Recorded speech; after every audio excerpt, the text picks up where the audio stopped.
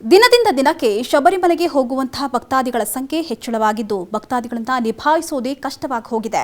ಈ ಹಿನ್ನೆಲೆ ದರ್ಶನಕ್ಕೆ ಬುಕ್ಕಿಂಗ್ ಕಡಿಮೆ ಮಾಡಲು ನಿರ್ಧಾರ ಮಾಡಲಾಗಿದೆ.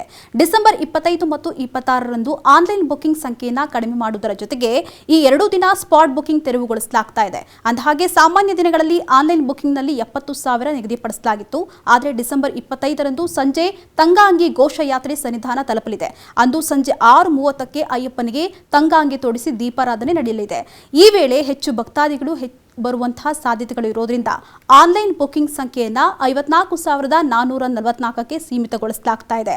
ಇನ್ನು ಡಿಸೆಂಬರ್ 26ರಂದು ಮಧ್ಯಾಹ್ನ 12ರಿಂದ 12:30 ನಡುವೆ ಅಯ್ಯಪ್ಪನಿಗೆ ತಂಗಾಂಗಿ ತೊಡಿಸಿ ಮಂಡಲ ಪೂಜೆ ನೆರವೇರಿಸಲಾಗುತ್ತೆ. ಅಂದು ಆನ್ಲೈನ್ ಬುಕ್ಕಿಂಗ್ ಸಂಖ್ಯೆ 60,000ಕ್ಕೆ ಏರಿಸಲಾಗಿದೆ. ಇನ್ನು ಈ ದಿನವೂ ಸ್ಪಾಟ್ ಬುಕ್ಕಿಂಗ್ಗೆ ಅವಕಾಶವನ್ನ ನೀಡಿಲ್ಲ. ಇನ್ನು ಮಕರ ಜ್ಯೋತಿಯ ದಿನವೂ ದಟ್ಟಣೆ ಇರುವಂತಹ ಸಾಧ್ಯತೆ ಇರೋದ್ರಿಂದ ಜನವರಿ 12ರಂದು 60,000, 13ರಂದು 50,000 ಮತ್ತು 14ರಂದು 40,000ಕ್ಕೆ ನಿಗದಿಪಡಿಸಲಾಗಿದೆ. ಅಲ್ಲದೆ ಈ ದಿನದಲ್ಲಿ ಸ್ಪಾಟ್ ಬುಕ್ಕಿಂಗ್ ತೆರವುಗೊಳಿಸುವ ಸಾಧ್ಯತೆ ಇದೆ.